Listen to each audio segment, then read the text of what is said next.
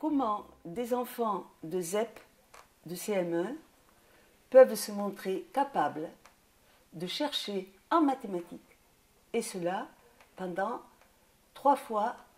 4 fois 3 heures, c'est-à-dire 12 heures. Ils avaient une situation au départ qui était à la fois très compréhensive pour chacun d'eux, et en même temps une demande qui était osée. C'était tout simplement une série de polygones de plusieurs types de côtés, etc. Et la consigne était d'une simplicité pas possible, classée, mais pas question de leur dire comment.